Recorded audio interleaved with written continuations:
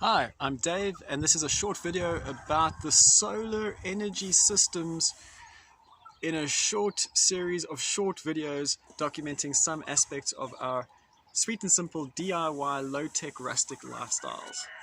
And by our, I mean Emma and me. She's my partner in crime here, and we have two solar panels, each 325 watts, on the roof of our shed in which we sleep.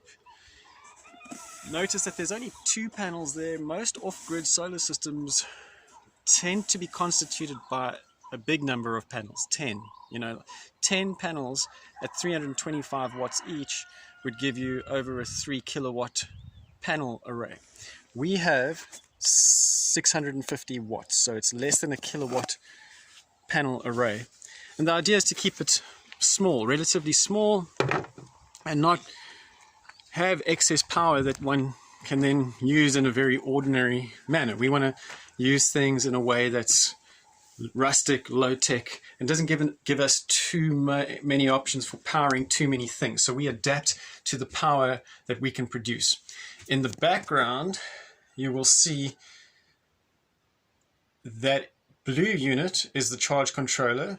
That's my little breaker box next to the blue unit. That is a little inverter, and the batteries are in the corner of the shed. I don't know how much you can see in this light, but there are two batteries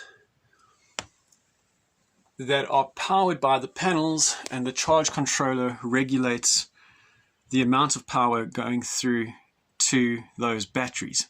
Now, those batteries aren't really in use right now, even although the fridge is on. And it's a small fridge.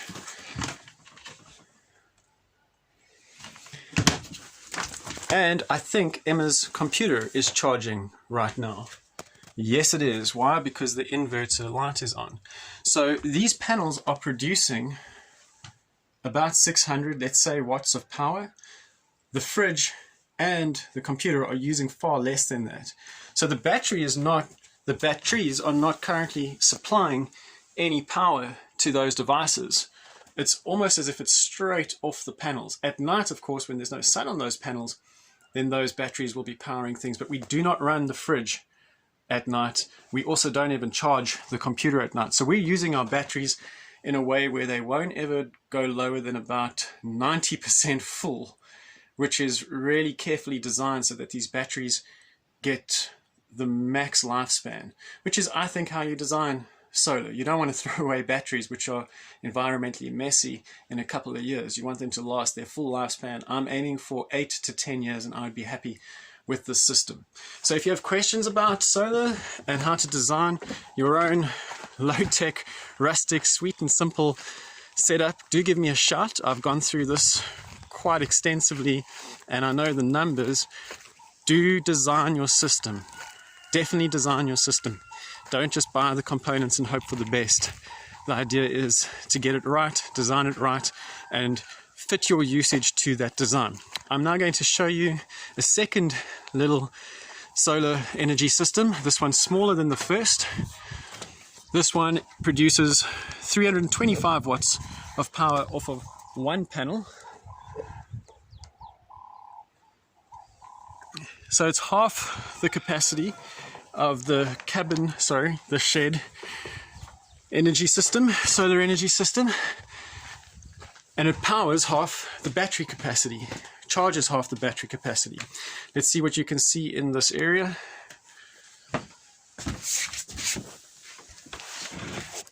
So those are the two batteries that are being charged by that solar panel. That is an inverter unit. It's actually a UPS, universal power supply.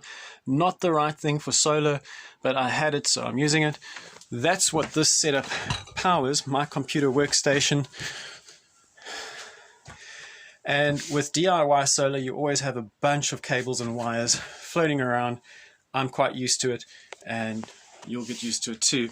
And that's where the charge controller unit is located with its own breaker box.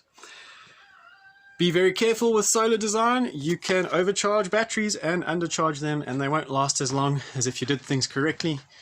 So really get your numbers right. Can't stress that enough. You don't want to pay excessive amounts for batteries that you've bust because you didn't design things properly.